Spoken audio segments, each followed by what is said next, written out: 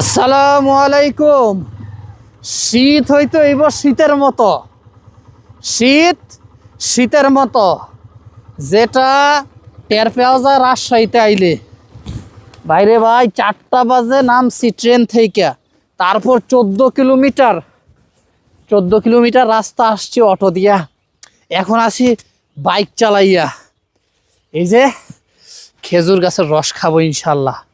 রাজশাহীতে এত শীত ভাই, আমি কিন্তু এজ লাইক রোবটের মতো।